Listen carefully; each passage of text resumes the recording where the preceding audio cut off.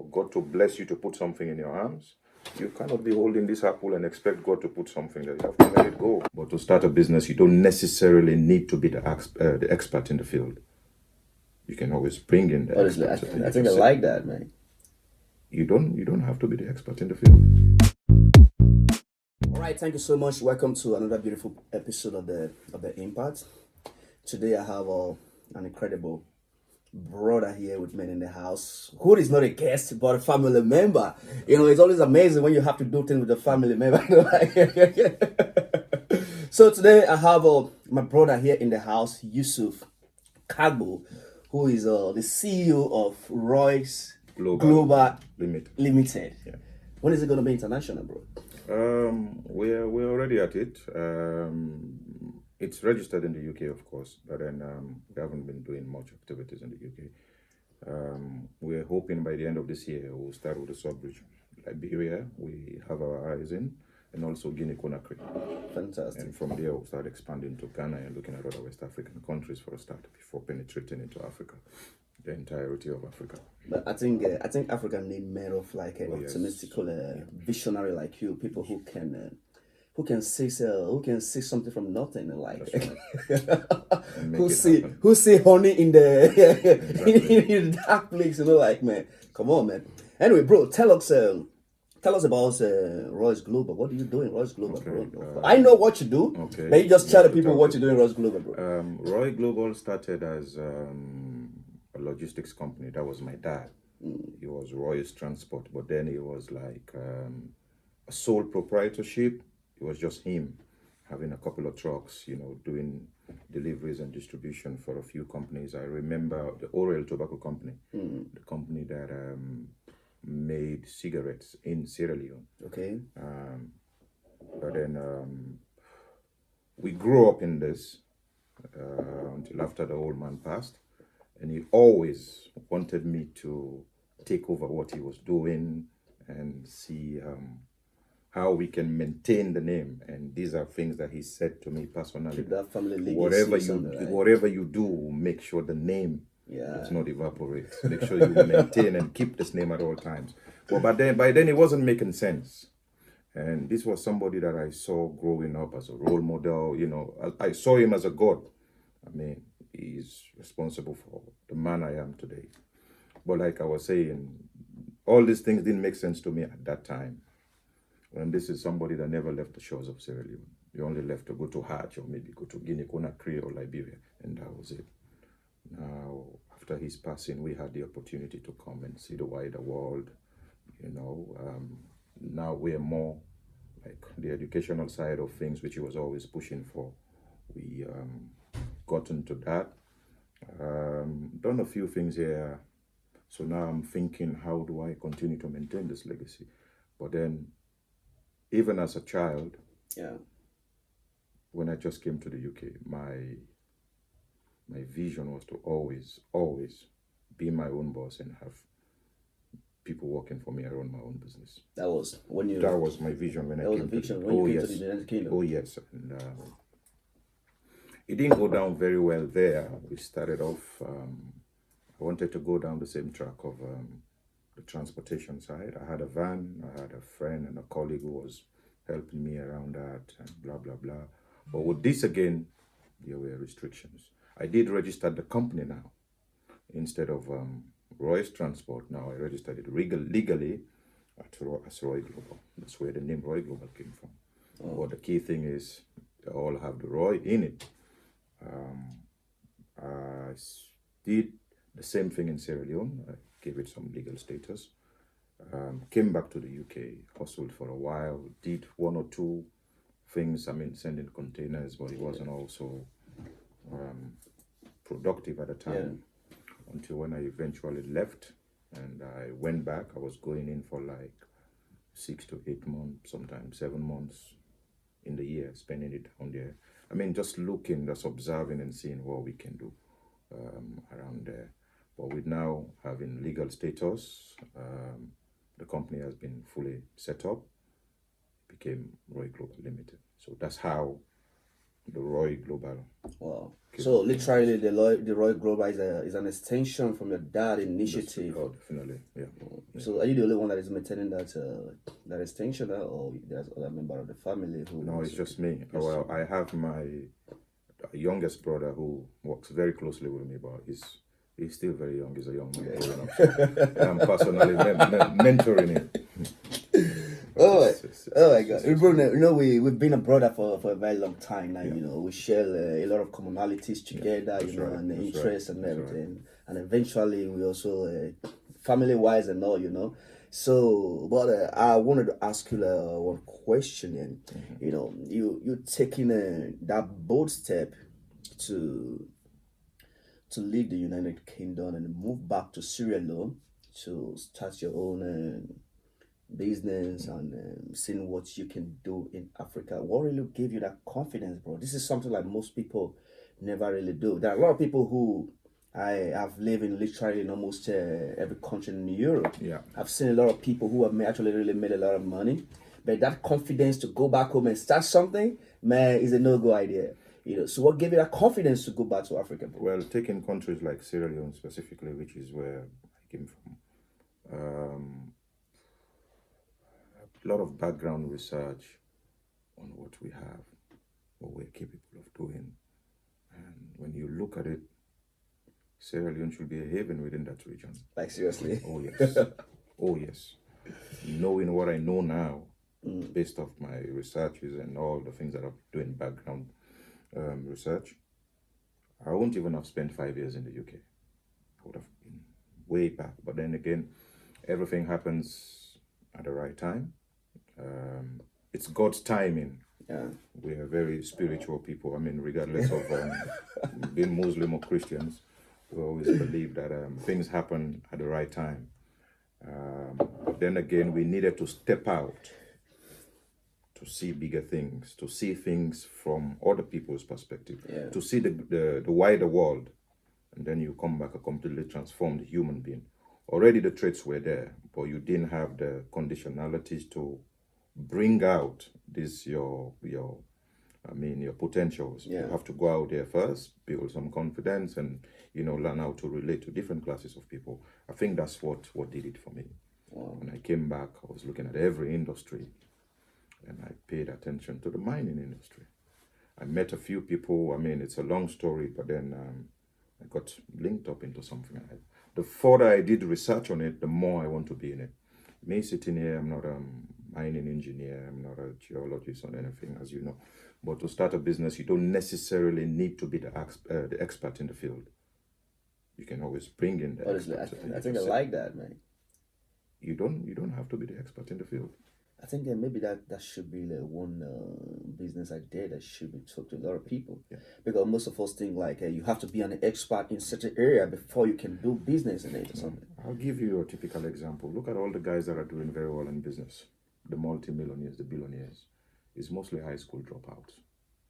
Bring in the people with the PhDs who took their time to study about a specific industry. They'll get the job done. You understand the basics, but you're just purely on the commercial aspect. It's about making money.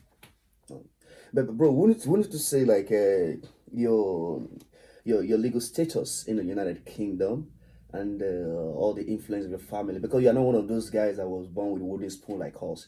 Your dad was doing very well as well. Right. But I wanted to say like most of those being you're already a citizen in the United Kingdom. That's right. And they also have a very good background back home or something. Mm-hmm. Wouldn't you say that some of these things they were part of the things that give you confidence to go back to Africa, bro? Not really, because growing up, yes, until the Rebel War came, and of course what my dad had wasn't something that's up here. It was all physical. So once that's destroyed, there wasn't much left. But it was just that the foundation was there for us to have built on. I mean, like the academic side of things, and we still managed to have a few structures or one or two things left behind. But this was mostly started from scratch. Yeah. Wow. So it wasn't to say like it's something that I inherited or something. Yeah. But that kind of upbringing Yeah. gave you that confidence. You know, you had the reassurance of the most important people in your life, your loved ones, and you didn't start up, like you said, the wooden spoon. You know, you started up at an average level, so you know what it feels to be there, and you want to make more of that and even get better than what you've had. So that's where all this inspiration came in. So- and one key thing, I mean, my dad being his own person, Yeah. never working for somebody, but then through what he was doing, he managed to like give all of us that, you know, basic, or I would say to average life, I mean, growing up. And that's what we want to maintain and build upon. So it seems like the entrepreneurship lifestyle has been it's kind of it's been a journey in the family. Exactly. It's an innate ability. Yeah. Something that you were born with.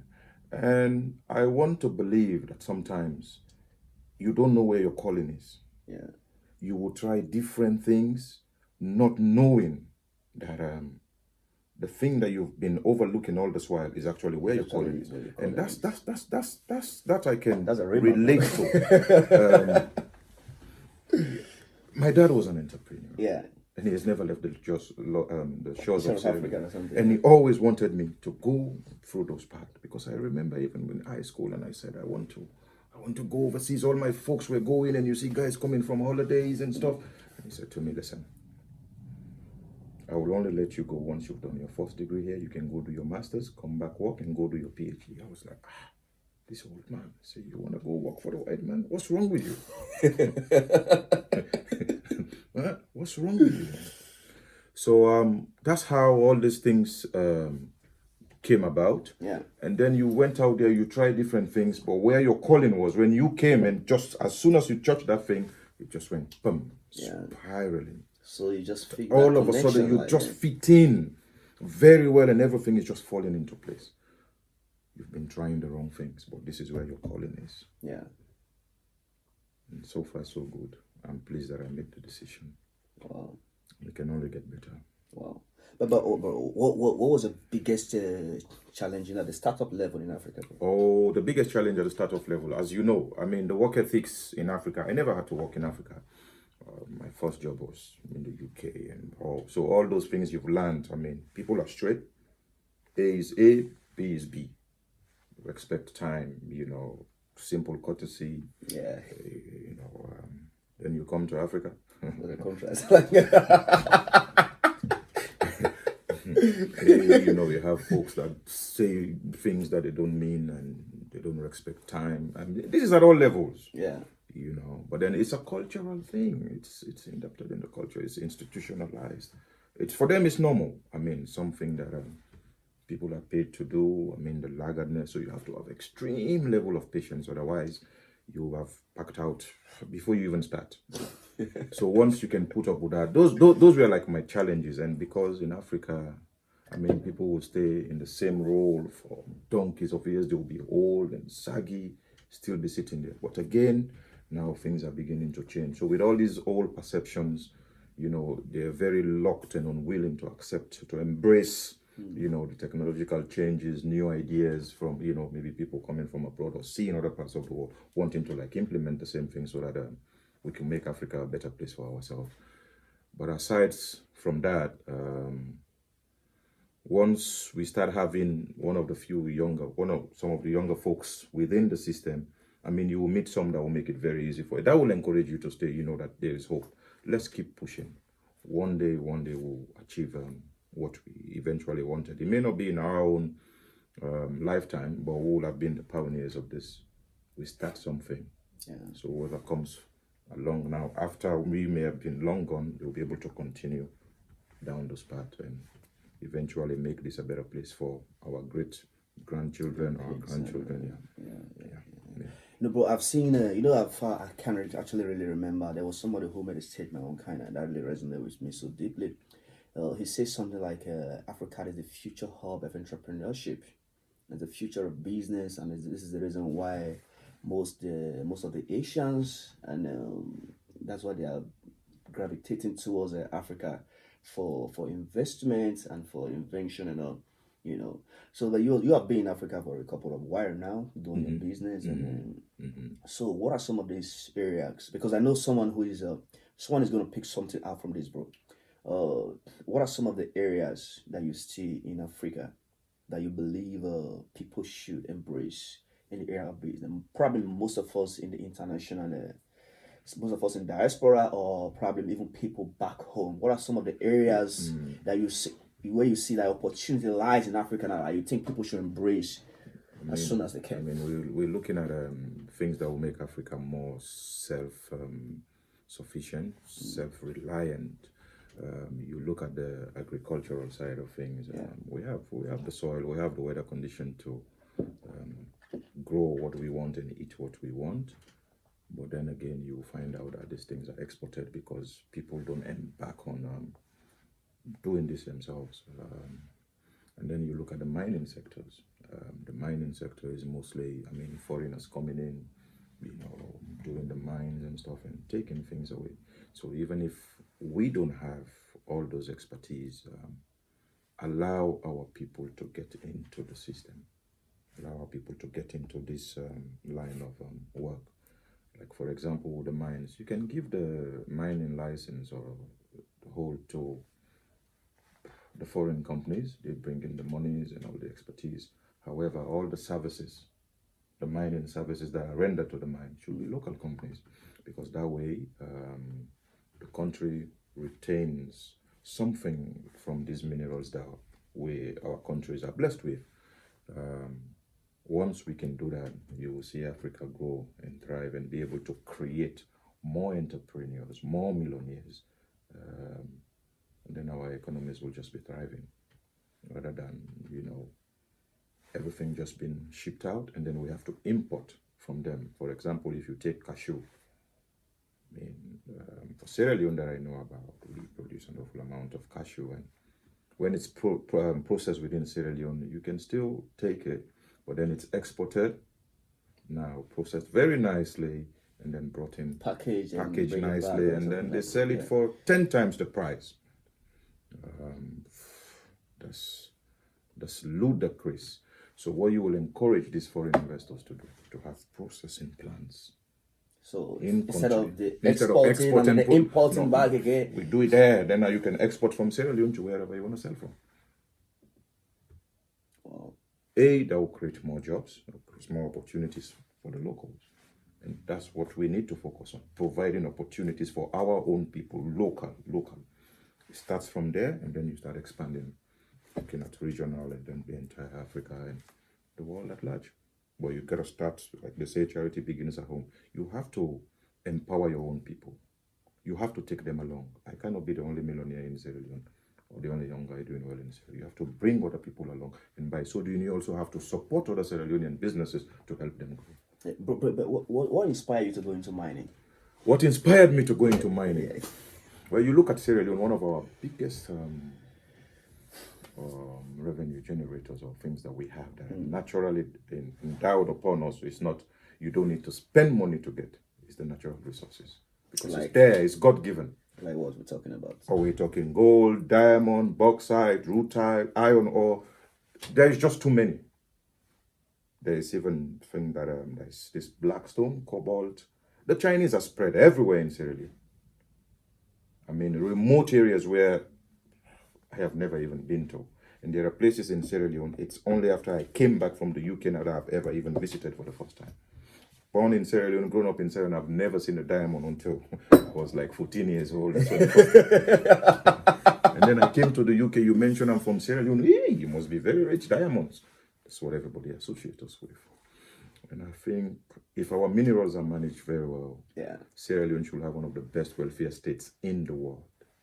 Meaning the state provides the basic needs for their citizens, regardless of if you choose to work hard. It's like you've been born into a family that's super rich. So whether you choose to work or not, that basic, it's already there. And that's how I see my country. But how do you think Africans should be able to partner with some of these foreigners that are coming in, like the Chinese you're talking about?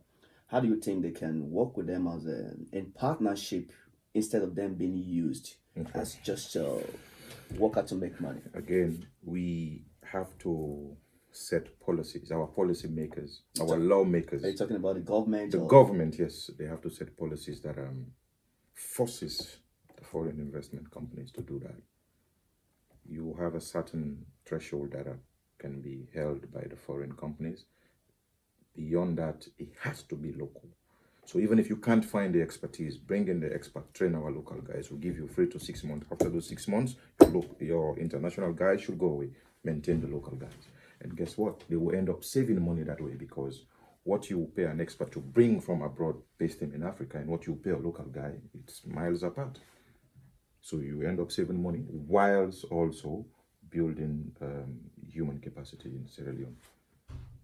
And that's what when we started off, we had experts, but once we see that our guys are okay, we have to get rid of them.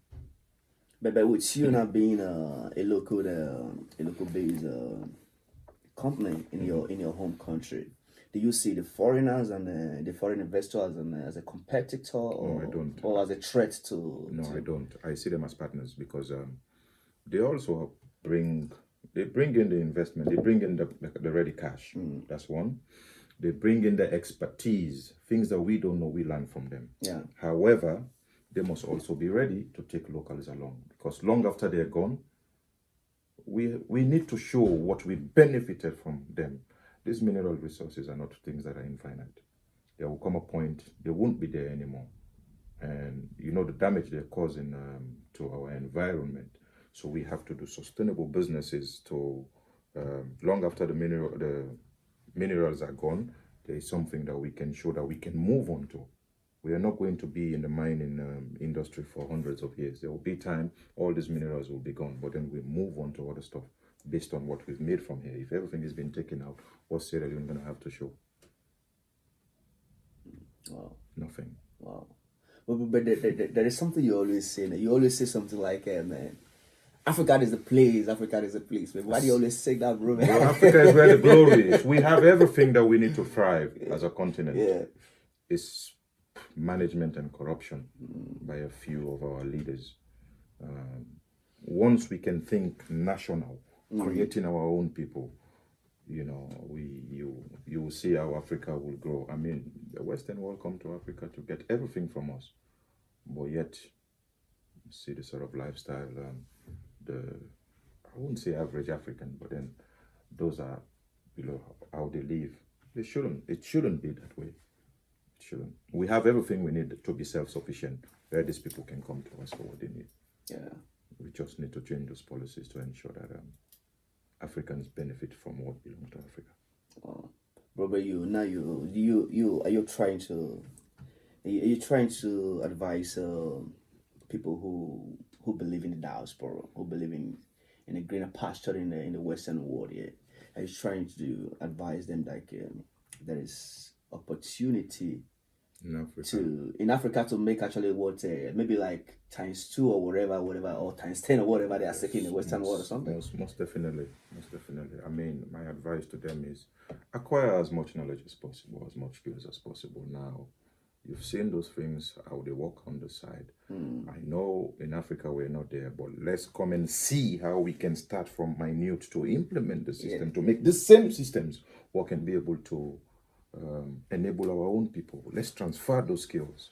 I remember when I went for my UK visa, this was like way back in 2000, the British consul by then asked me, when you finish your studies, what are your plans? And I said, I'm coming home.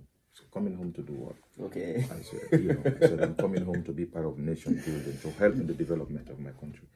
I went 17 years later, I came home, even though I didn't come home right away, but then, and today we have a staff list of 70 people. I mean, 70 families, depending on, on Roy Global. I mean, to me, that's something that I feel very, very, very good about, because I want to be able to, I've always wanted to be able to have an impact in people's life. Make a difference in Sierra Leone. I mean, bring people along. It's not just you. Should be able to take people along. And doing that for my own people, which is further extended down the line, and that's how it spreads. think it was it's very fulfilling, I would say. Oh, And we look forward to expanding even more and creating more and more and more Sierra Leoneans. oh, actually, you just hit it on one of the question, and I wanted to ask it, but I'm still going to ask it. Bring it on, bro. Like, was your goal or was your dreams with the Royal Global in Sierra Leone or across Africa? Yeah, I mean, for Roy Global for now, the dreams are limited to Sierra Leone and maybe the sub-region, but I want it to be an enduring legacy that will still be in existence way after maybe I'm gone. You know, Junior now, I was telling the mom that she needs to give me Junior so that I can, see how I can get him to like what I do and maybe take an interest in it. Maybe in the long term, when we're not here anymore, there's this enduring legacy. It's there. It's a continued thing forever because Sierra Leone and the minerals, we have so much. We have so much of this. So it's going to be something that's going to be there for a very long time. So I want that continuity whilst we're impacting the lives of other Sierra Leoneans. Wow, that's really pretty great, bro. And what was your plan of? Do you have any plan like maybe giving back to the community from what you've been blessed with or something? We already do a lot of that. We support a lot of one or two NGOs and other local companies that are not like at our level, but like to bring them up, to encourage them to do more. Like when they want to have activities, they will come like for donations and stuff. I'll show you some flyers, even with a few businesses or other organizations that we actually support, and we do help to seek funding for as part of our own not only corporate social responsibility, but also to be able to give back to society. And I'm sure the more we grow successfully, the more we'll bring other people up in their own areas. It doesn't even necessarily have to be in the same line of business. Just before I came, we had this NGO that deals with people in the slum and stuff. Yeah. We were doing something, and they came with a letter, and we had to. I said yes, that's fine. Those are things that I approve, just like that, to give back. Because one thing that I preach, even when we go and seek new contracts or new opportunities, is about enabling local. So if I see a local company that I'm in a better position than, I'm always more than happy to help. And that I want to believe, so far so good. We've done our own part and we'll continue to do that. That's something I will continue to do. Oh, yeah, supporting. Amazing, man. That's incredible, bro. Local companies. Yeah. Sometimes when you want to dive into business, one of the major problems we normally have internally is like the fear of failure. If I'm going to succeed or if I'm going to fail or whatever, man. I don't know if you happen to also go through some of these challenges mentally. Then, how did you overcome? I'm only human. I'm a self-motivator. I motivate myself with the help of books, the sort of things that I listen to. So that's why when I look at your collection, I was telling you there's so much similarities. There's a saying that you take a leap of faith. Working 9 till 5, making sure that you get paid, somebody's responsibility, whether things go wrong or not. You don't even care. You're not a part of that decision making. It's the safest thing for anyone to do. Whatever little at the end of the month it's come. But where is that going to get you? You take a leap of faith, and sometimes for God to bless you to put something in your arms, you cannot be holding this apple and expect God to put something there. You have to let it go. The hands have to be empty to receive. That's the leap of faith that I took. So now you're going with only one mindset. This has to work out. You become a lion. Your hands are empty. You need to eat. You have a family that you need to feed. Yeah. How are you going to do that? Now that your hands are empty, you have to go out there and fend aggressively. So you have it now in your way. This is a door that it has to work. So with that mindset, you push as aggressively as possible. And yes, start making small breakthroughs, and along the line, it snowballs into something big. That's how we got there. So it's that leap of faith, knowing that I have to clean my hands to be able to receive. Oh. Amazing. You know, like with the world we live today, you know, we live in a digital world today, whereby everything is on the mainstream. You know, somehow, some ways, Africa used to have this kind of bad rap, that is being portrayed to the international community. You know, which have also, in some ways, scares a lot of people that could have gone into foreign investment in Africa. Then, you know, like, what do you have anything to talk about? This I mean, what you hear on the media and when you come on the ground is two different things. two different I things, mean, right? we all know what the media is good or is good for. I mean, they show you what they want to show you, what they want you to believe. But when you come and do your own research, you'll find out it's completely different. I mean, there's the opportunity, but the key thing that I emphasize is partnership and taking people along. We don't mind the foreigners coming in, but it has to be a partnership. So as they're getting rich or richer, local guys are getting rich as well. We don't just come and take everything away, because when they're not there anymore, what do we have to show? But like I said, we need this to be a partnership. And you'll find out you have a few of them that come in with that kind of conscience, as knowing that, we're here to make money, but at the same time, we want to take local companies along.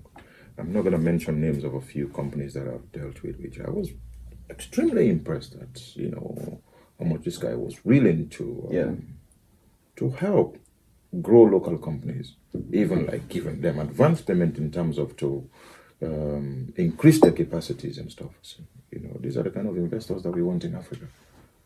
Not the ones that will come and take. You also have to give something. I mean, if they're getting richer, listen to this word, if they're getting richer, I mean, you have to take along the locals and make the locals get rich. Not as rich as them, but you're also building local companies. And this is how we've managed to acquire a few big deals, because that's the concept. As Western companies, they don't come with greed. That's the concept that they have, that they want to enable local companies as they are also benefiting. So it's like a two-way thing. But actually, because I kind of realize there are so many resources that we have been blessed with in Africa that we never knew that we have them until the foreigners or the foreign investors came into Africa to let us know what we have. This is where we need them. I had some guys that came and we went along. We're driving in the car. We just stopped on the road. This guy's got off and scraped the earth right in the middle of the road. Yeah. This is so and so. I was like, this country. What? On the road, bro. So now what they were thinking of doing is to relocate that village and, mind that Sierra Leone is endowed with witches, my brother. It's endowed. But then when you look at how these have been managed, then that's where the problem is. But we'll get there. Things are beginning to change, but it's at a minute scale. But I'm sure with time, like-minded people will come into the system, and this will benefit Sierra Leoneans way more than it is doing right now. Oh. I mean, the opportunities I've seen in Sierra Leone, as it stands, Europe will never, ever give me that. As in the opportunity you explore in Africa now. Yeah. There is no way Europe could have given that such opportunity. I mean, you have a ceiling that you stop at. Whatever powerful you become. Yeah. So there's a limit. You don't belong here in Africa. I mean, you go in everywhere. You blend very well. You're one of them. Everything works out for you. Everything. There are the challenges, in terms of people's attitude or, work ethics. But I'd rather put up with that. We talked something similar about this before, your personal challenges in your early days of startup or something. Yeah. But when it comes to really starting up business in Africa, what are really the basic challenges people deal with? Before you made mention of the time and the irregularities and all. But don't you think capital startups? There is the financial side of it as well, which also our policymakers need to address. I mean, in terms of the banks and the interest rates. I mean, the bank charges in Africa as compared to Europe, my brother.